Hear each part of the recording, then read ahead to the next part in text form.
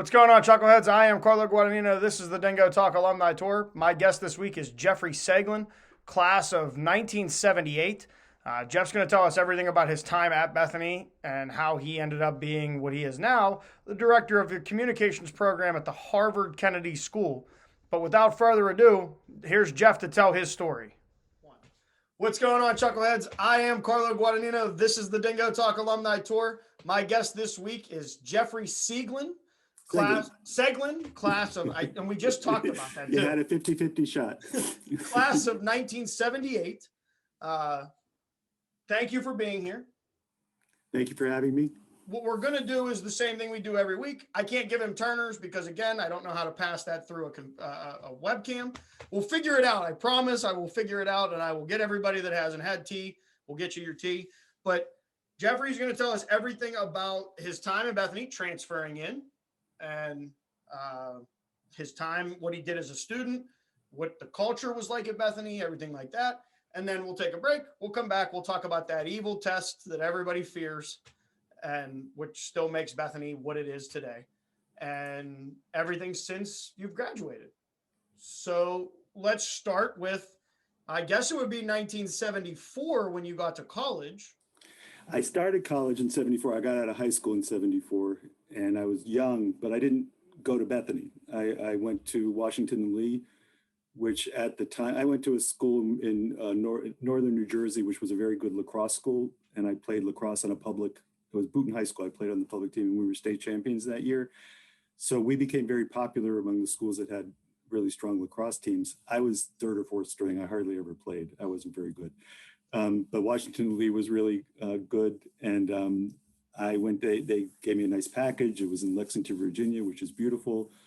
Wasn't really sure that I knew it was an all-male school when I went down there, and stayed there for a semester. It's a beautiful place. I'm still in touch with some people from there, one of whom went on and was the president of the school.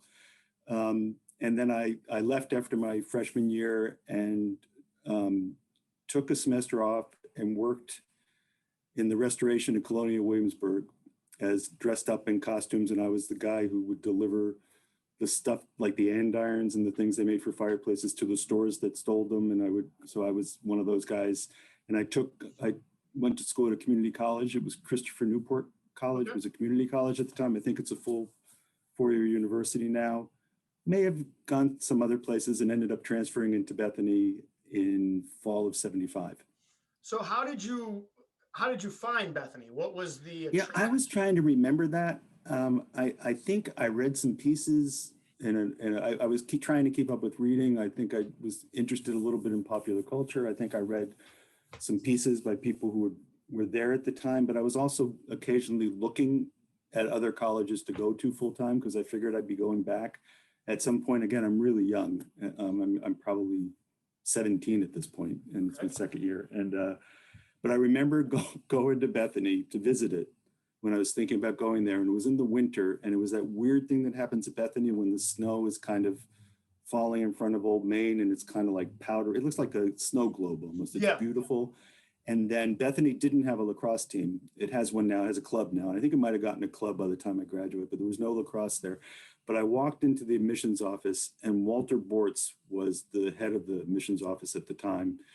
And I swear I walked in and he was cradling a lacrosse ball in a lacrosse stick when I walked into his office, and I thought, you don't have a lacrosse? I thought, this guy is smooth. I think he must have researched everything about everybody who was coming there, and he was trying to figure out what can I do to convince this guy to transfer here. So he was a nice guy. The campus was beautiful, and I just fell in love like viscerally with the place from the beginning. I had no idea what it was going to be like when I got there, but I came there that fall in 75. So in 75, what was your field of study did you declare when you got here? I didn't know. I was, first of all, I pledged as a Sigma Chi down at Washington and Lee. So it made it really easy to go to a lot of fraternity parties at Bethany, but not have to pledge. So that was good. No one ever asked me if I activated at Sigma Chi, but I would just say, no, I pledged Sigma Chi, and they would say, oh, we don't have. So it was easy to have friends at lots of different houses. I thought at Washington and Lee, I wanted to study political science. didn't really want to do that. I took a sociology course at the community college, never took any English courses or anything, but I took a course with, it was a weird experience there coming in as a transfer student, because you don't do a freshman seminar and you're in kind of a house. I think I was up at Goodnight. Okay. I don't know who's up there now. I was up at Goodnight with all the transfer students. And you know, John Cunningham was, I think, the dean of students at the time. And he would sort of sit down with you and say, I think this person's too hard. I think this person is too easy. And I thought, well, what about the course? But anyway, I was trying to sort of navigate around. And I ended up taking a course in Charles Dickens with David Judy, who was the head of the theater department. And I loved it. And then I took a course, and I think there were 2 credit courses, and then took a course in Southern fiction with Larry Grimes. And so those were the 2 people I had first for English classes. Mm-hmm. And I thought I'd like to do this. So I started taking more English courses and sort of declared my major by the end of that semester, because I was already kind of, because of the transfer and stuff, I think I graduated with exactly the right number of credits. Right on the number. I had a bowling course in there. I learned how to ski. There was a skiing course in there. I mean, I was taking every credit I could get to sort of do that, and ended up declaring it, and just loved it. It was great. It was. I like to write. I like to read. Larry was there. Helen Louise McGuffey, David Judy, Tony Mitch, Robin Cole. I mean, they were all. It was just a great department to work with, and there were a lot of us. There were probably 15 or 20 English majors at the time. Well, and you know, you brought Dr. Grimes up, and we've talked. There was a story that you told me about a football game that happened, and there will be people that don't. Oh yes. There will be people that are current students that this is going to be a mind-blowing story for them. Intramural football down in the Coble, before it was a parking lot, it was a field. Yep. And there's a for those of you who don't know, Dr. Grimes is a very stout up top. He's strong. He's a strong guy. His strong voice is matched by his strong upper body. I just remember there was an intramural game, and it was the students against the faculty, and I didn't know the faculty very well. I just remember somehow in this touch football game, he ended up being tackled. But it was one of these weird kind of, weird things happened at Bethany. So I remember going for a run once, and it was with Larry, and then a religion professor named Ron Walden, who was good friends with Larry still, who left Bethany shortly after I graduated. And I went for a run with them because I used to live in the Grimes's basement, and we were running out near, is it Castleman's Run that goes out towards the reservoir down on the lower part? Yeah, we were going for a run out Castleman's Run, and one of them slipped and fell on some gravel, and they were sort of brushing something off. And then we looked up, and there was a horse. Like, it was like, this guy's down, he's wounded. I'll give you a horse. I will give you a horse. And I think one of us may have said $20 if you get on the horse and ride it. But it was just weird. Bethany was just such an odd place where stuff like that would happen. It was also odd that it wasn't that unusual to go running with your professor who wasn't the phys ed instructor, or to have class in their house, or to just, it was just a really interesting place. And there were a lot of us. I think the student, I think the enrollment was maybe 1,200 when I was there, I think. So let's talk a little bit more about the academic standards on that with that group, because you're talking about some of They were tough. They were tough. Ron Walden tried to form kind of a book club that was outside of class, and he lived where Perlman Haffey's house was, right near the post office. Yep. He lived in they made it into apartments, and he lived in one of the apartments, and he had this book club. And so Andrea Rock, who we were both senior fellows in the English department, she was one of the people in the book club. They invited students and faculty. And the first book that Ron chose was Tales of Genji, which is a Chinese novel that's about 4 million pages long. And we're trying to read this on top of our other work. And I'm thinking, oh my God, this is really hard. And both of us were pretty good academically, but this is really hard. And there's like discussions, but it was really a lot of energy with the professors, and it was really good. And the academic the expectations were really good. All I remember is Ron was I think I'm probably jumping ahead in where you want to talk, but Ron was the sort of the the outlier on my comps, the non-department guy on my English comps. And I thought, really? You're gonna give me the guy that asks the tough questions all the time when you're walking down the street? So, but it was, the standards were there. Helen Louise was tough, but kind. We used to have senior seminar up in her living room. Larry would have, I remember having a seminar with him on Nathaniel Hawthorne down at his apartment, not his apartment, in the living room of his house down in Roosevelt Ave. Stanley Becker was the physics professor. He was great. John Hull had started teaching there. I think he might be the only one who's still there. I think he left last year. Okay, he just started as a psych professor, so we had a behavior modification. It was demanding, but it was demanding. But it was fun. I mean, I always got the sense that whether it was, in the sciences or in math, I always got the sense that the professors were around. Most of them lived on campus or near campus, and they cared about us. They taught us as if they cared about us learning something, and they challenged us.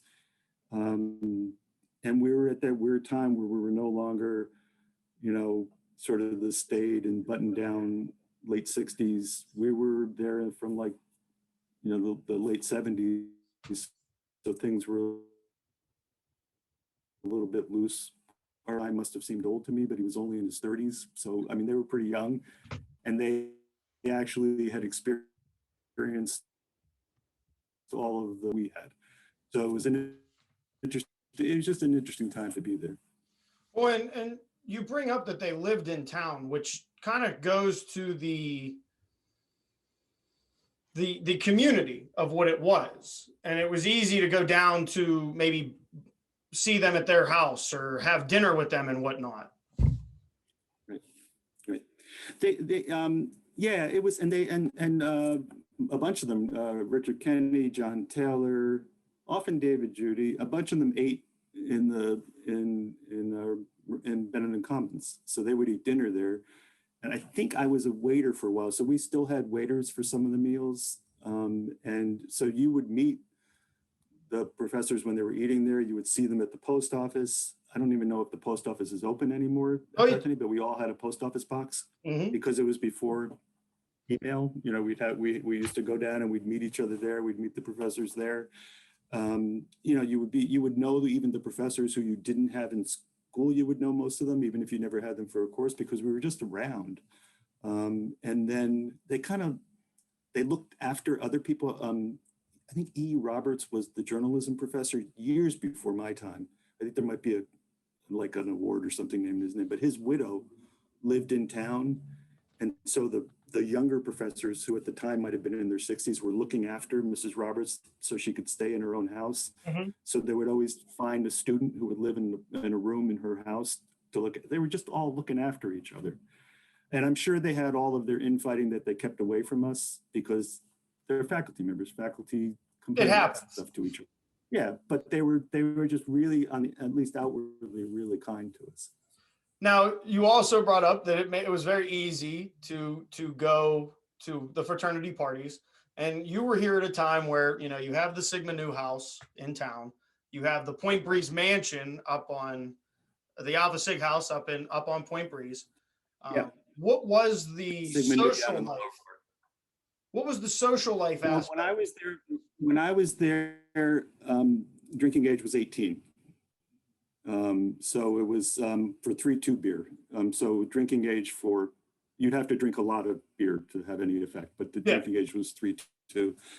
And so people would sometimes go, the fraternities used to go, I think, into Avella to get their kegs because they had real beer there as opposed to the 3.2. But there were a lot of fraternity parties. The Sigma Nu house, I'm going to say, had the wildest parties when we were there. I don't know how much that changed, but each of the houses, the Alpha Sig had the Alpha Sigs had the parties that expanded into the yard because they had they had the carriage house out back. I don't remember them being as wild. I remember them having parties, but I don't remember them being as wild. The Delts I think they were the ones that had the heaven and hell party, where upstairs would be sort of decorated like heaven and downstairs would be hell, and there'd be a chute. And so the liquor got progressively stronger as you went down in the building. There was a pig roast. I think that was the Phi Taws. The Phi Taws and they had a luau, I think, right? I am embarrassed to say that the only house, a luau, that's right. I don't know if the pig roast and the luau the same. It might have been the same. I think so. I don't remember. I have no memory of ever setting foot. I don't remember ever setting foot in the Beta house. I don't know why. Friends were Betas, but I have no idea. This was the old Beta house before. Did it burn down? I'm not Did sure. it get knocked down? I think it was knocked down, and then they built the one that's The there new now. house. So I was never in either of those houses. But the other houses, and then Kappa Alpha was just an unusual house. I mean, it looks like a hangar. Looks like a big looks old like a hangar, right? Yeah. There was a little hangar, and the Kappa Alpha house was weird because they still had a lot of the traditions that are just unfortunate, like the Confederate flag, and they would deliver their invitations to weekend dressed in the Confederate uniform. I think that they used to ride on a horse. When somebody would ride a horse, the president would ride up on a white horse. That's a little kinky. That was a little creepy even back then, and I'm glad they don't. I'm assuming they're not there anymore, but I'm hoping the other Kappa houses don't do that either. But that was there, yeah. So you're here in Bubba's was open, and Bubba's was open. I was not known as a big drinker or hanging out at Bubba's. In fact, every time I went to Bubba's, which I did, they'd give me a hard time because, this was like the third college I had gone to, and I was determined to do well academically. So friends would just tease me, and like the first thing they would yell is, "Where's your bucks?" It was just, but it was Bubba's was open. I would go there, and it was when it was still Bubba's. Bubba was there. He was running. It was post Frank. I wasn't of Frank's time. I was of the Bubba's time. So Frank's bar had already burned down. The one that was down the street. Page 2. Or that his wife owned. Yeah, there were. Yes, that one was gone. That was gone. So Bubba's was it. There was the barn. The barn was under Benedum Commons. There was a snack bar kind of there. Didn't serve liquor, just like hamburgers and stuff. That was kind of it. There was a gas station in town for the first year I was there. So you were in town when the gas station was still a gas station? I think it was there. I think he retired the end of my first year there.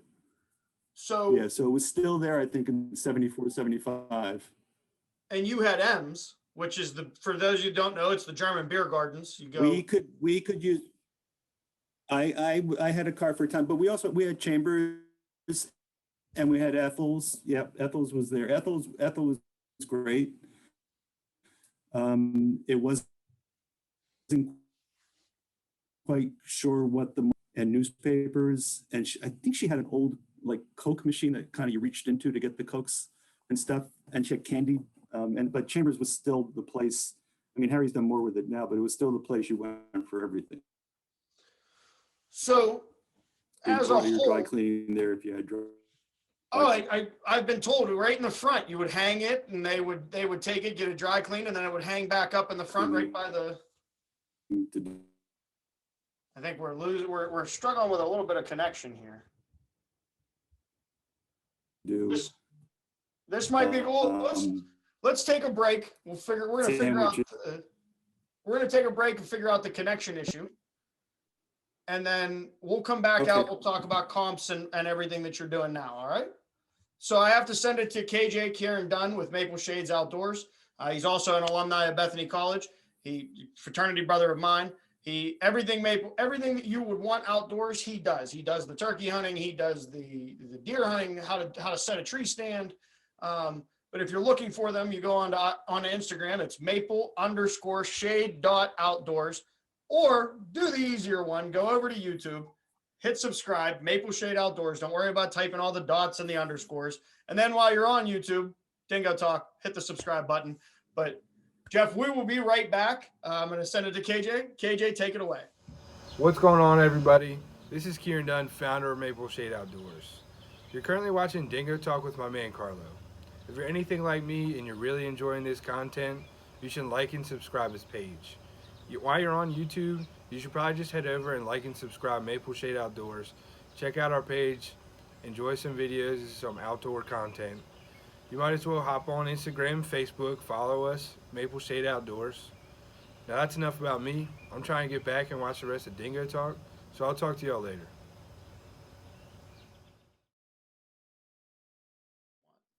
What's going on, Chuckleheads? I am Carlo Guadagnino. This is the Dingo Talk Alumni Tour. My guest this week is class of 1978, Jeff Seglin, not Seglin, as I made it mistaken in the first part. You guys might have noticed in part one, towards the end there, we started to have technical difficulties. Zoom, it's a learning progress. It's certainly been a fun year. I'll be glad when we can just have people in person again, because that's a way easier. It's more on the camera. But so we left off, we were talking about what Bethany was like in the community and fraternity life and everything else. Now we're going to, as we do in part two, we're going to talk about that comprehensive exam, that test that we take. So what was comps like for you? Brutal. We didn't have, shortly after my time, I think it might have actually been the following year was when they started doing the 2 years later, because a friend who's from Baldwin told me about it, where they would do everything from, have champagne and stuff, or bring the guy's car down there and take all of his tires. That was the fun way to celebrate passing comps. That started a couple of years after I graduated. The year I did it, I took my comps in Helen Louise McGuffey's living room. And I had one suit, and it was a wool suit, and it was May, and it was hot. And I walked that, down whatever that distance, down the stairs behind the library, then up past the gym, and then over to her house on Point Breeze Drive. And I was really hot, and I remember doing that. So orals were just intense. The 2 days of writtens were weird. They had an added element for us. We had to take, I don't even know if they offer this anymore. You know how people take the GRE for graduate school? They used to have something called a URE in your subject area. So we took a standardized URE was the first thing we took, an undergraduate record exam in, I think it was English and American literature, or just literature. We took that, and that was getting graded or tabulated as we were doing the written. So often between day one and day two, we knew what percentile we came out. So one of the best things that happened to me, it was terrible for him, but one of the best things that happened to me is I did okay on the URI, much better than I thought I would. But a classmate got like in the 6th or 7th percentile. So they were convinced that there's no chance they're going to pass. I mean, that's like almost the entire universe does better. And you majored in this for 4 years. So I remember grabbing my notebooks and staying up lots of nights, basically redoing classes. There were like 2 or 3 of us who would redo classes, kind of blending our notebooks or drilling or quizzing, and so we were having to sort of almost teach stuff to try to make sure that this guy could pass. And he ended up passing, and he probably I know for a fact he's doing very well in life right now. But that forced us to study in a different way than we would have studied otherwise, where we just really thought about this stuff. But it was brutal. It was a lot of writing. It was, they used to make us, prior to this, the only time we took a test across, I don't know if they did this when you were a student, but had a writing qualification test you took when you first came in. Yep. And that determined whether you were going to be required to take the required writing course or not. And I remember taking that, and I was the senior fellow in the English department. I ended up doing that. Now I teach writing for a living, and I write a newspaper column. I flunked my WQT. So I ended up, that was another way I ended up taking a writing course with Larry Grimes as well. But, and then I think because I was senior fellow, I helped grade the WQTs when I was a senior, but comps were brutal. And the walk back, we didn't know whether we passed or not, because they didn't tell you right away. They told you sometime, Well, Gary had told us about a letter that they sent you a letter. Joe Curry was the registrar at the time, and Joe was a very serious guy. Really, I liked him a lot, but he was really serious. You didn't want to cross him. And I remember getting the letter from Joe Curry, and it told me that I had already known because they verbally told me in between. I lived in the Grimes's basement. So one day I came up to go outside, and Larry was there. And I think he might have had a bottle of champagne and a couple of glasses, and he and Carol said, "Here's distinction." So that's how I found out. And they didn't have the 1933 club at the time yet. They had not established. No, that's like the last few years. So that's like the last few years for that. They didn't have that at all. So I think that year in English, Andrea Rock and I got it, and And then I remember getting the official letter from Joe Curry where it said, "Congratulations on passing on comprehensive exams and getting distinction." And then there was the sentence, "This is a big accomplishment for you." And I took that to mean he was shocked, like, this is a big accomplishment for you. So, but Joe, he assured me that's not what he meant. But we did get the official letter, and that's how we found out it wasn't nearly the kind of celebrating kind of stuff that it is now, which I think is a lot more fun to do, unless you failed. Yeah. So now since you didn't celebrate, like when I graduated, when the students now that graduate and it's everybody's outside, what was the following week like? So that it's the senior week. What was yeah. I think I can't remember. It was like stuff. I mean, there was concerts. I mean, Miss Nicholson was still there, so there was always something good going on. There were parties. There was sort of like an ability to breathe, after like a week or so of just intense kind of stuff. I mean, even those of us who kind of figured we were going to pass, it was still incredibly intense because it was just bizarre questions sometimes that were just like, why? Explicate this poem that's written in a way that no human being could possibly understand it. And, and you'd kind of figure it out and try to, they were nice to me on the comprehension. Well, they were except for that extra person that you had in your class. I had Rod Walden in there, and he asked me a question about something about, I ended up later going to grad school at theology and divinity school because I wanted to study religion and lit. And for me, when I was growing up, the Bible stopped with the Old Testament. So Rana and we all were required to take the religion class, which I had in class, which was great. It sort of, but I didn't know a lot about the New Testament. And of course, I'm sure Ron's question was something like, well, how did this influence this book of the Bible, this gospel? And I'm trying to think, all right, what are the gospels? Which ones are those? And he's saying, how did this influence that? But it was fine. They let me talk. They asked stuff. And that was where I learned the trick that I still try to do, and I still try to encourage students to do, which is if you get them talking during your oral exam and you get them talking to one another and you can sort of get them engaged with one another, they will think you're the smartest person ever, and it's the smartest conversation they've ever had because all that happened was they talked. You didn't really say anything. They just, and of course you just get them talking, but they were pretty intense. They were pretty intense and hot. And but it was, I think at one point, Helen Louise held up a piece of Wedgwood china that was in the form of a pitcher, and there was a passage from a Wordsworth poem on it. And I think she said, or somebody else who was there said, "What is this?" And I said, "Well, that looks like a pitcher." And that was it. And then I think they laughed and dropped it. They dropped the question. They moved on. So they said, "Well, we're not getting them on this one. We're going to move on." So, but they were intense. They were as intense as anything that I've done since then academically, because it was a lot. Well, and you teach at Harvard now. Yeah.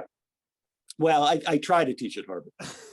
Whether or not I'm successful, you have to sort of see down the road and see what the outcome is.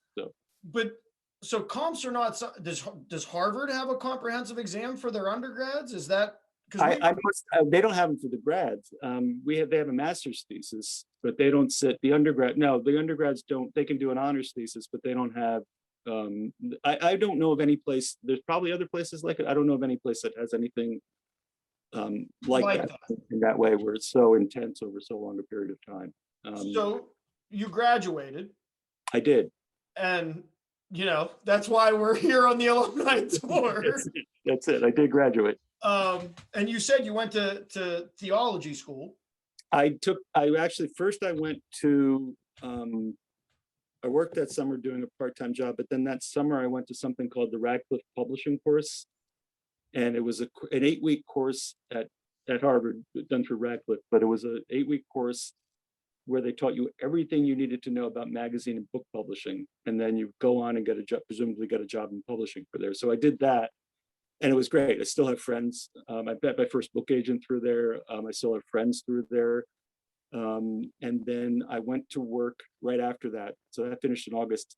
In late August, I went to work as an editor on a series of books on Vietnam for a division of her corporation, Ivanovich. So there was a book, I think it was that series, but I went to work as an editor in Boston, and then applied to grad school for the following year at Harvard Divinity School, and went to the Divinity School, which was where I did my work there. So I was catching up on what I didn't know about everything I should have known for Ron Walden's questions, and also taking some literature courses in the Yard. And it was great. I lived in Ralph Waldo Emerson's room that he had lived in when he was a student.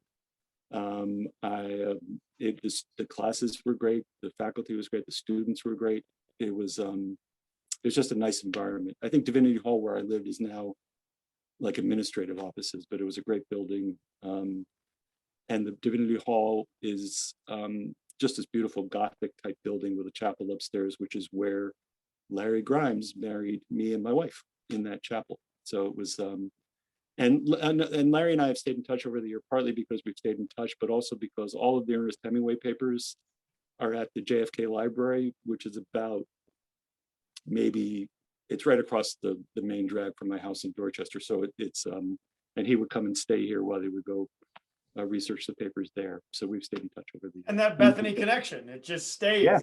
Yeah. It's been great. It's been great. So he's I think he still comes and does work there, because he's still, even though he's retired from Bethany and living in a place that's very snowy in the winter in Colorado, he's still involved with the Hemingway Society and still writing on involved.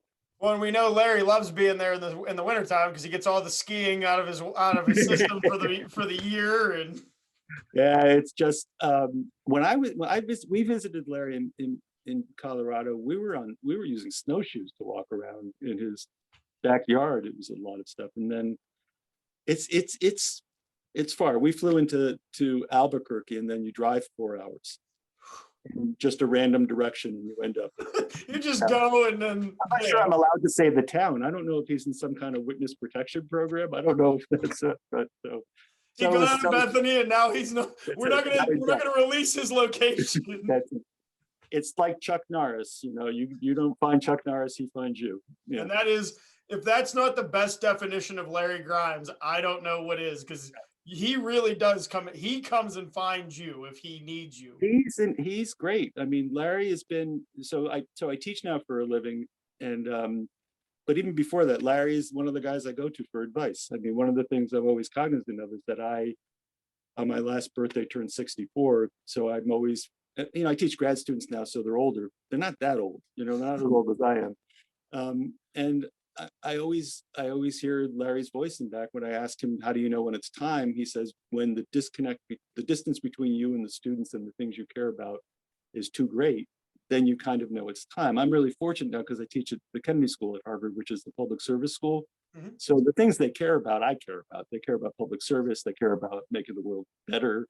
They care about politics. So it's easy to care about what they care about. And I have a great group of students. But that was true of the students I had at Emerson I was in my 40s before I started teaching. So I was a journalist way before that. But when I went to teach at Emerson, they were terrific students, different from the Kennedy School students, because there's not that public service aspect to it. I mean, they do good work, but they're more of a communications school.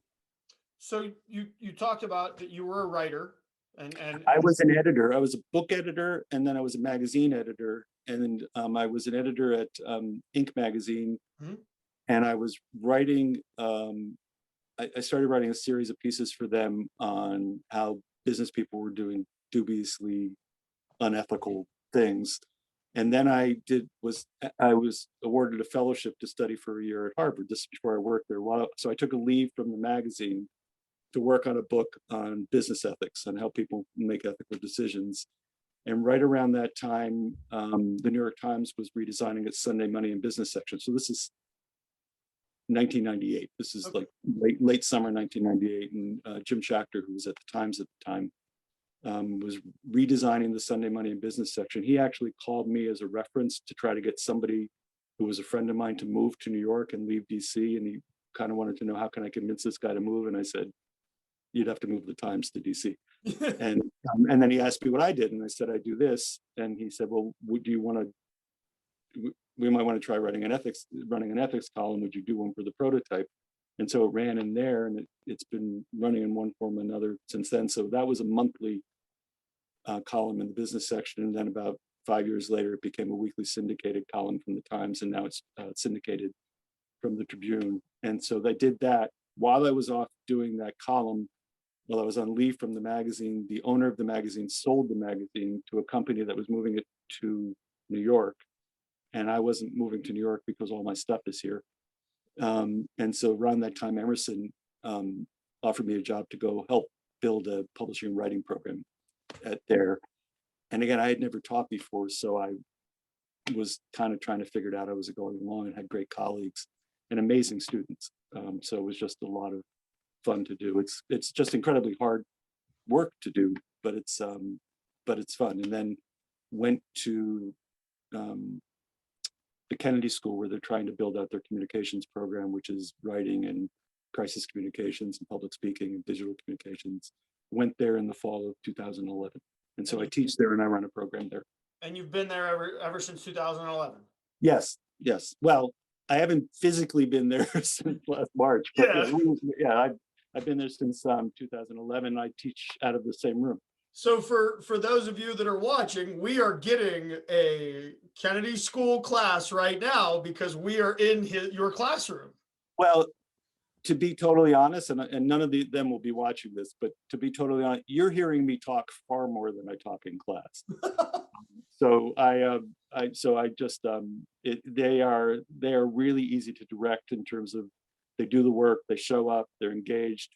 You know, you can tell when sometimes they're more engaged than other times, but they do a lot of the talking, because on one of the classes I teach this year, every Thursday, some of their work is being critiqued. So on Thursdays, I more manage the flow and make sure we're on track, and then butt in when I have to. So it's, again, I'm not sure you can call what I do teaching, but I attempt. So I actually have somebody that's part of, that was a freshman, I believe, the year that you came back to Bethany as a commencement speaker. Was that not commencement? Was it? Is this the one at Commencement Hall? Yes. Yes, that was Founders Day. So how did that experience come about? They called, I think Scott Miller called, who was president at the time, and said, would you be willing to come and give a commencement, a Founders Day address? And I said to Scott, sure, I'd love to do it, but I don't know anything about Campbell. I'm not an historian. I'm not a Disciples member. I'm not. And he said, he kind of said it in this way. He said, you know, the fact that I called you indicates I know who you are. Like, I know who you are. So they asked me to do it. And then I had found, one of the things about Harvard is that it has a lot of stuff. And I found a reference in the internet to something that Campbell had written in one of his newsletters, or somebody, it wasn't the Harbinger, it was a different newsletter, or for somebody's publication, on his 4 or 5 tips for writing well, or doing discourse well. And I thought, well, I'll try to use that as the premise. So I thought, well, I don't want to rely on this internet source for that, because I'm always telling students, you know, if your mother tells you she loves you, check it out.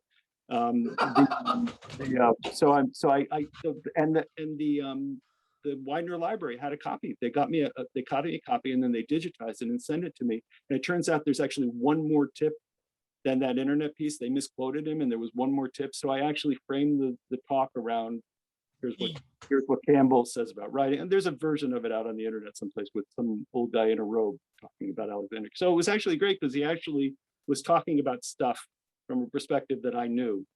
And it was interesting for me to learn more about Campbell than I already knew. I mean, I found his, like, for example, he's much more, his beliefs about slavery and abolitionism are much more complicated and tied into some pervasive racist thinking that was going on at the time and still going on, but that never got talked about very much. Until I think actually the Founders Day speaker this year actually addressed it in his book. So I think it's nice to see that Bethany's owning its history with all of that. So, I mean, Campbell was clearly anti-slavery. He just didn't think it should be abolished all at once, which is problematic. And I had the opportunity to still, when I was in school, you still had to come and learn Bethany history, and they took you down. And then Dr. Cummins, actually, the first 150 years, I've gone back to that book a couple times now, and everybody that heard me just say that, nobody when I was a student will convince or they'll be shocked to hear that I read a book, because I didn't read books. But I watched a documentary this past summer. We all had we had an abundance of free time, and there's a documentary out there on YouTube. I want to say it's like 2.5 hours, maybe 3 hours long. And it talks about what I didn't realize about him, because again, this was Virginia, right, when he moved here. Right. And you're right. He had a belief that he did not agree with slavery, but he also didn't want to say, oh no, we need to get rid of it. Right. And that's something, it's good to see that we're owning the fact that that's the history. I think it is. And I applaud Dr. Rodenberg for bringing this speaker back, who has written his book, actually comes at it much more directly even than Dr. Cummins did. Yes. So it's good to see that. So I came back to do that, and that was the speech where I talked about some influence that professors had on me. And then I think people thought I was going to answer my phone when I did this, because I stopped at one point and I made a reference to the fact that there was a professor who had loaned me $20 for gas so I could drive home over Christmas time. And then I reached under my gown and pulled up my wallet and took out $20 and gave it to Larry. Because he was sitting there. He was still on the faculty at the time, and he was sitting there, and he kept it, but he never asked me for interest. So I do think some people thought, while I paused, because there's a weird pause, I thought they thought that my phone was ringing, and then of course they knew what I was doing. So it was, but professors did that. I mean, it was great to do that. Yeah, it was great to do that. Yeah, and I think some of that now, we are more. Some of it's, I think it's bad that that's gone away entirely. Some of it's good. I think the boundaries are good to have. I don't think that, I think that it's just unfortunate that it's not quite that way anymore. But things change. I mean, we also didn't have cell phones. I couldn't be talking to you now back then. So, well, and that I'm convinced that our technical difficulties are the fact that I'm in Bethany, and sometimes the internet just goes, no, stop, calm down. It could be that. It could be one too many people has gotten on that bandwidth. So who knows if it's on your side or mine. So we've come to a point. I asked this question to end each show, and I can't think of a better question to wrap up our talk with. But if you were speaking to a prospective student, or even the current students right now, and I'm going to tailor this, because normally I ask why Division III, but I'm going to tailor that question to, if you're somebody that's not at Bethany and you're a prospective student, you're looking, what would be your selling point to come to Bethany? Right.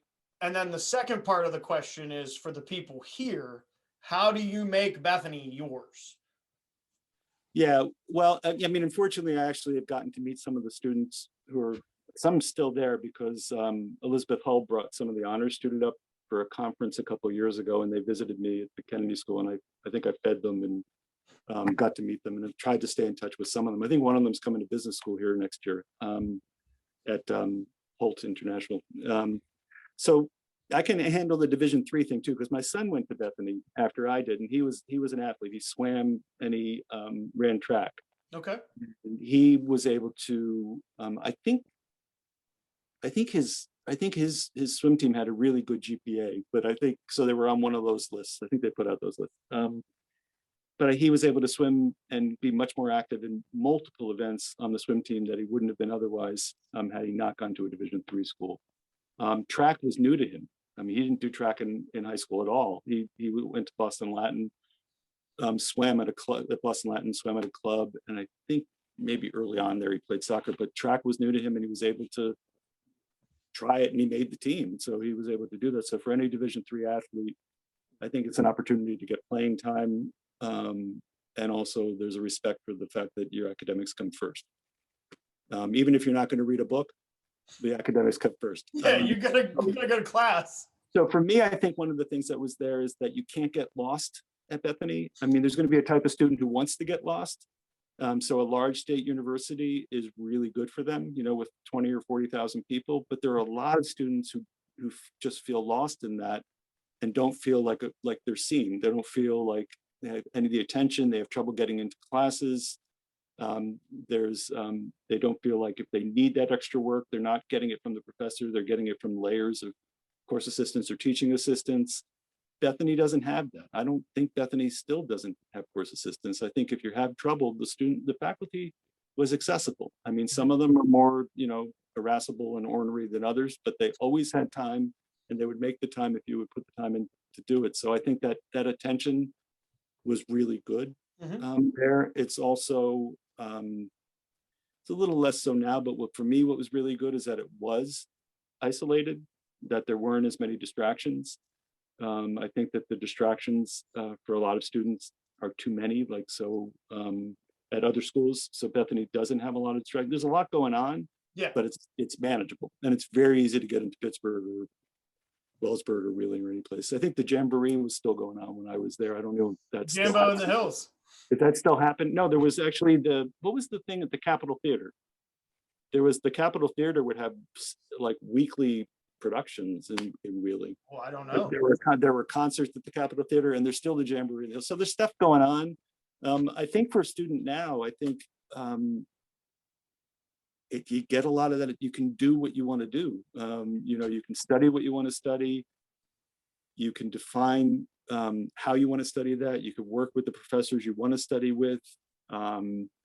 You're working with I mean, one of the things that's really evident after this past year is just how much the place cares about its students and just the lengths they went to get people back, to get people back and to accommodate them and to recognize that they might be having challenges technologically or emotionally or physically. This has just been a weird kind of year. So the professors have gone out of their way, the students have sort of stepped it up. So if nothing else, the community is built even stronger. And as you mentioned about, you know, internet connections, I'm not sure what infrastructure is like at Bethany. I know we used to have a heating plant where if there were like dry spells, there were occasions when there wasn't enough water at the top of the hill. I mean, it's the kind of thing where everything was made to work. Yeah.